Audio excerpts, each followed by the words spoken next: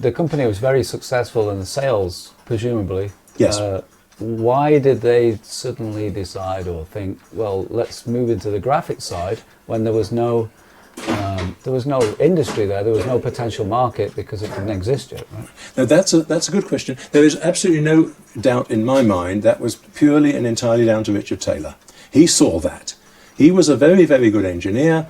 A lot of his engineering was in the synchronizer and the later machines, but he also had the commercial vision, which I personally never had. Okay, he said, we are going to make a graphics machine. Get off your butt and do it, as it were. And we didn't. The meeting, which has become known as the Eureka meeting, was when he got us in a room and said, right, this is what you've got to do. Now do it. And that was the meeting that I think I did contribute a bit to, because various techniques were described, and I recognised that one of them was magic and was going to work. And that's what the Paintbox was built around. I didn't build it, but I saw what to do.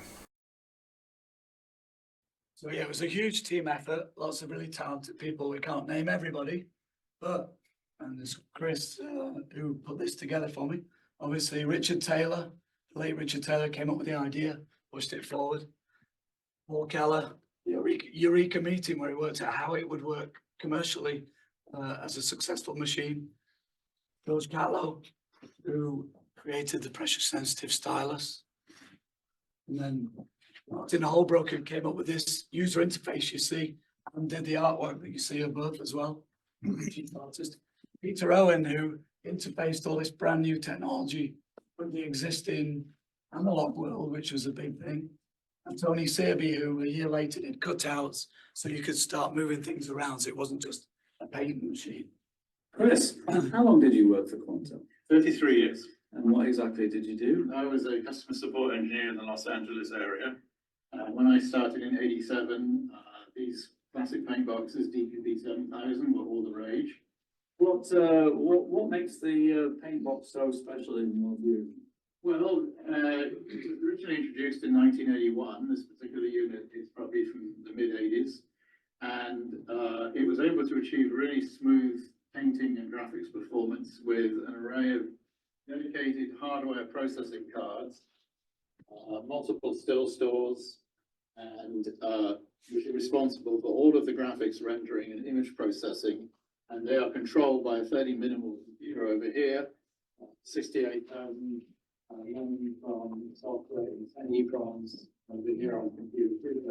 It's just a sort of control device for all of the hardware image processing circuitry, and obviously an interface with the user from their pen and tablet.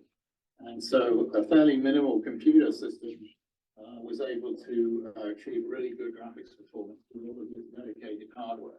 This is the computer one card with the microprocessor, the 68,000, which I suppose is the brains of the device, but really it's merely a control interface for the image processing hardware. So this is not really the strength of the machine. That processor runs with a lot of RAM, and the operating system is in these 10 512K EEPROMs. So a software update will consist of putting in more updated EEPROMs here.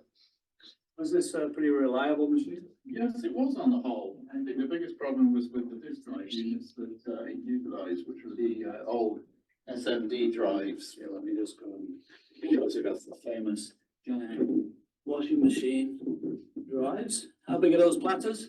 That is a 14-inch platter, 5 platters. It stores 330 megabytes. That's it. That's it. And this was broadcast quality, cutting edge at the time. At the time, absolutely. Yes, absolutely. And how much would this cost you? These ran about a couple $100,000, I think. 89. Nancy, how does it feel? This is lovely. Yeah, this is lovely. It was, this is just a miraculous thing. It's a miraculous invention that made it possible for us to just work away. And it did not intrude on our process, unlike many other computer graphic systems that we are now using and forced to use. It's a remarkable thing, and it's great fun to be on it. If you had anything to say to Paul Keller, Peter Owen, I mean the key people that we're talking about, what would it be? Starting out with thank you. because this mustn't have been easy to bring to life. And it helped us have careers. And within the career, it helped us to quickly and easily visualize what was being asked of us. In my case, I started out doing news. There is nothing faster to do news graphics than a Quantel Paintbox. Judging from this time and distance, I would say the only downside is that we were spoiled rotten. And I started out with the best piece of equipment imaginable, but it laid the foundation for everything that I was able to do afterward. And career that went on for over 30 years.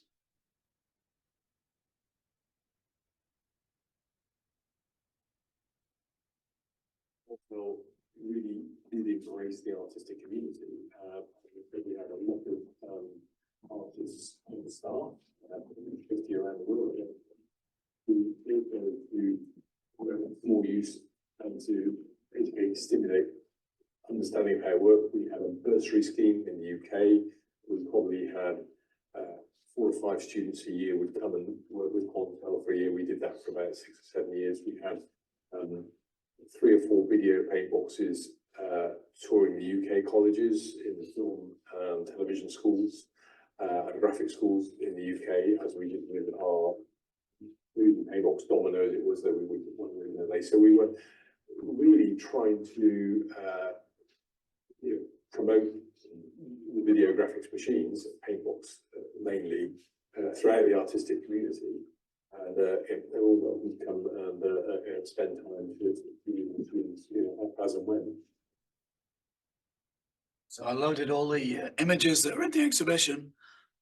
I picked 20 different artists for various reasons. There's everyone from David Hockney to people like Ian Winkler and John Sanborn, who were doing pioneering video art and tried to include a variety of work in this show, most of which has never been seen before.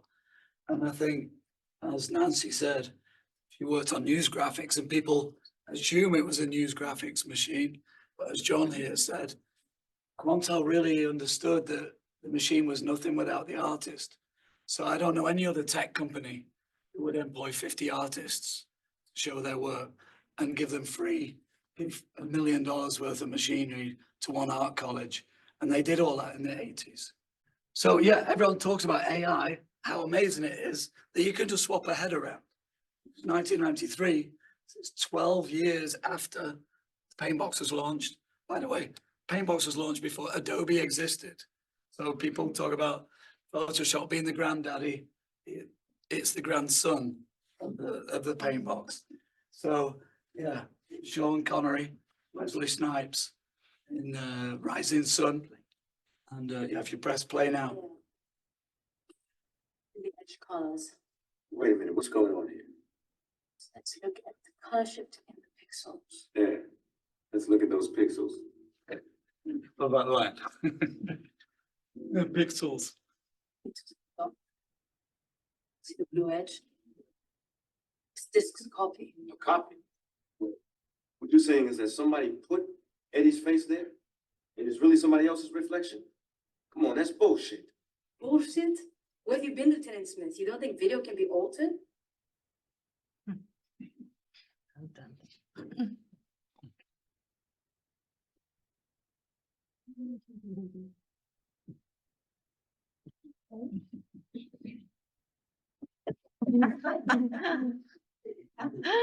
Imagine what can be accomplished with more sophisticated equipment. Watch this. What you're saying is that somebody put Eddie's face there and it's really somebody else's reflection? Well, that's bullshit. So we talk about the video Paintbox, and you just saw obviously there's a bit of a mock-up on that effect, but it was something that Paintbox could do. Well, here's Tony Redhead, who worked at Quantel and set up with the graphic Paintbox, and a company called Electric Paint, obviously worked with other people and created all these things before Paintbox existed. You know, this famous album cover, that wasn't Paintbox, that wasn't Photoshop, that was Paintbox. So it wasn't just the beginning. Oh, can we pause that image? So that image just to show you how we could say Photoshop was launched in 1990, but as Photoshop 1, it was useless. So Apple went to electric paint, well, the agency for Apple, and said, we want to show what Photoshop can do. Photoshop can't do it yet. Can you do it on the graphic Paintbox? So this is an advert for Photoshop, for Apple, to show how you could build a house in there and retouch it in. But Photoshop wasn't able to yet. So that's how far ahead. The graphic Paintbox was launched in 1985. So it was like basically 7 or 8 years ahead of Photoshop.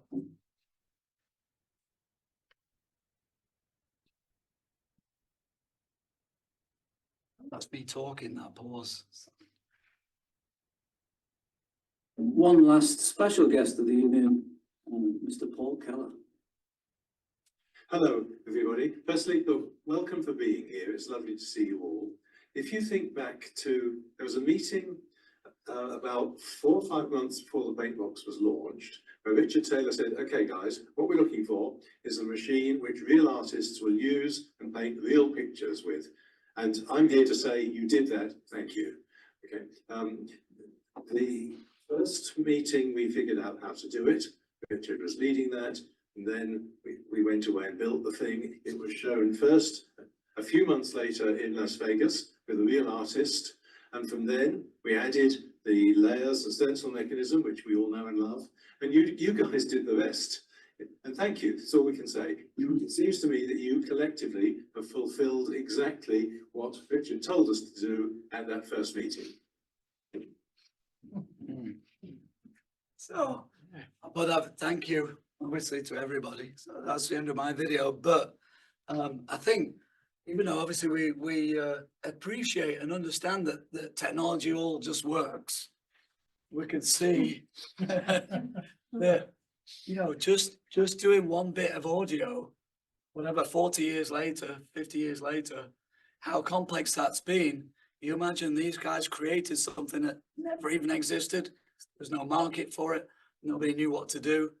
And people like Peter, you know, made all these things happen. That giant machine worked more efficiently than the audio on these 2 laptops, you know, 50 years later, which, you know, as much as I'm looking at a silver lining here, you know, it's a good demonstration of what they all did and nobody knows. And it was just done in Newbury by some, I want to say boffins in a bad way, but you can see they're all modest.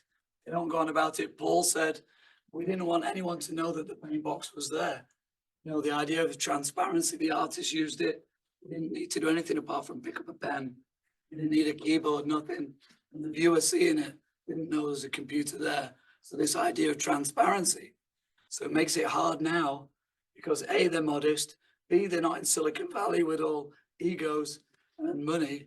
And they didn't try and take over the world. They didn't want to buy any other company, become a Sony or a Philips or an Adobe. They just enjoyed what they did.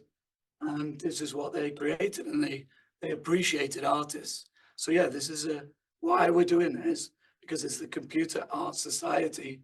And I don't know any other company in the world that put art and computers together so successfully, people don't even know, and changed everything. You know, this was 10 years before everything else, the internet and everything. So this company laid the foundations, you know, culturally, technologically, you know, even the name of things before anyone else did. So part of this is to appreciate the artists, but it's also to appreciate the people that made that possible. I might add something there, and that's obviously we've had a few technical problems, but we're running now. But the Computer Art Society is an organisation that's been running for about over 50 years, and it's always been at the forefront of technology. It's always artists have used the latest technologies, AI now, it's this, that, and the other. And artists were using, Computer Art Society artists were using the Paintbox back in the day. But of course, for many of them, it was a device that they couldn't use because it was so expensive. It was industry where the device was more readily used. So the exhibition here interests me because I feel it's a little bit of a lost story in computer arts history. because a lot of computer artworks happen in universities, and they had access to computers, or at home when people had their own computers. And this little era here hasn't been as well documented as I think it should be. So the reason for supporting the exhibition when Adrian came along was to uncover that hidden story. So what we've been trying to do with the exhibition and various activities is to raise the profile of the device, but also what we're trying to do in Leicester is actually have a device that people can use. Yeah, I found a HAL that you're putting in a lottery grant for. You'll be able to do video editing as well. So the idea is we have put in a heritage lottery grant, and what I argued in that application was that this is heritage now. It's heritage that could be lost if it's not captured, because these devices don't last forever. Not because they weren't well made, it's just because the components in them don't last forever. They need people who can keep them running and keep the skills alive. So my hope is that next year you'll have a Paintbox in Leicester. You'll have it installed in a studio where it can be accessed by local artists, young people, workshops, kids who weren't born, well, not so much not even born, they sort of not even imagine their grandparents, maybe not born, maybe not quite that, can actually use this device and understand that the modern world, with its cut and paste and this, that and the other, which I know there's a story behind that, didn't just miraculously appear fully formed. There were these earlier devices where people were learning the language and trying to make sense of what it might mean to have a device that can edit images and video. And everyone, as much as we can look at all this work by famous artists, the idea that you watch see a weather map, and instead of being a magnetic thing and sticking it on, you go, oh, well, that doesn't really exist. And you think, well, what's that got to do with modern life? Well, the fact is, when the internet came out, you go, actually, there isn't a room full of websites. It's just something that's ephemeral and digital. You know, in all forms of design, everything is invented. Right. It does not magically appear. These devices didn't magically appear fully formed. They had to be invented, that's the hardware, and the software and the techniques that were used had to be developed. So for me, it's that idea that there is something that at the beginning of digital image manipulation, people actually invented. And what is that story? How were these things invented? How did artists use them? So that's the reason we have the exhibition here, and the reason that we're putting effort into trying to capture that history. And like I say, have a Paintbox. So use a Paintbox. Could we show two things, because then I can sit down? So the thing is, there's all this obviously art that people have kept. Quantel had a closed software and hardware system that people say, well, it's really annoying because we can't open it. Rewind to the audio thing. But Quantel actually predated Apple. And Apple are obviously famous for their closed system. So it's not necessarily a bad thing. What are you wanting to look at next? It's got audio on it, is it? So yeah, the David Hockney. So okay, David Hockney worked there. Okay. Yeah. So the great thing is, some of the stuff that was output, we're going to get that full screen. Yeah, I will do. So all these people are coming up with these things that they've saved and passed on or whatever. And for instance, the most famous thing, if you want to look, is the painting with light videos with different artists. And so here are the output images. Now, this is the other thing. I know we're probably short on time now, but I think I can get away running a bit longer. in the olden days, so I've got a thing called a film recorder. And in the old days, people are like, what's a film recorder? You've got a thing that gets a video signal, converts it to black and white, and then a film camera photographs the black and white with 3 color wheels and makes it color again. Because young people are like, why? And that was $40,000. Well, the fact is, all those pictures from the Hubble telescope, or going on Mars or whatever, they didn't take a roll of film with them. All these things had to be output. So the great thing is, some of these images still survive. So these are the original outputs from David Hockney's 1985 first ever time on the Paintbox that he called his first colored glass drawings, because in those days you were looking at a CRT screen. It was a piece of glass, and actually you can see he put brackets around and made a mistake. But yeah, these are the original output slides from Quantel that they kept. So last Thursday, I went to the Hockney Foundation studio in Los Angeles, and these are now in their collection. of their permanent archive, and I'm going to give them all the information of the year he went, why he went, what inspired him, etc. Nobody has ever seen these before, not even. To share these online or? Yeah, that's fine. Hey, everyone, enjoy. What I will do then, we'll put the materials from the presentations. I see these, right? Scrolling. So these are from the show, stills from the show, but if you keep scrolling up. So he did some things. This apparently was going to be a stage set. So this isn't on the show, for instance. Nobody's ever seen this before. So you'll see him try and build this set with these chairs. And then he had some of the characters to them. As a dog there at the bottom. He obviously loved his Dachshunds. And then he goes a bit crazy. So that's why maybe they didn't show it. This is him doodling, playing around with the pen before he could even do anything. He spent 8 hours solid on it. This is one of his famous chairs, like the Van Gogh chairs that he did. Nobody's ever seen these before. This was a portrait of his assistant that was done. Everyone thinks that's David Hockney, but it's not. Nobody's seen this before, which I was like, oh, it's that squiggle. But that's his muse, Celia Birtwell, which is kind of a study, I think, for the Vogue cover he did at the end of the year. It's quite distorted. And there's the same lady. He always gave these big white eyelashes and the very harp-shaped lips. That's the end, right? That's the last one. So nobody's ever seen those. The other thing is, Keith Haring, as you may have heard at the beginning, went to Rome and spent 3 days on a Paintbox shortly before he died. Nobody's ever seen those images. And I asked the guy who has the original tape, is it possible we could just show one of those animations? And this is a short story, but obviously I found that he wrote about it in his journal. So you should look up in his journal what he says about the Paintbox. And I thought maybe the guy had a picture of Keith on the Paintbox. And he said, no, I've got the original Betacam tape. So I'm going to share that one, yeah. yeah. So there's 15 of these, and there's 71 pieces of art, which we're looking at exhibiting for the first time. But I want to show you one of these, just so you can see how amazing that it is. And play? Yeah.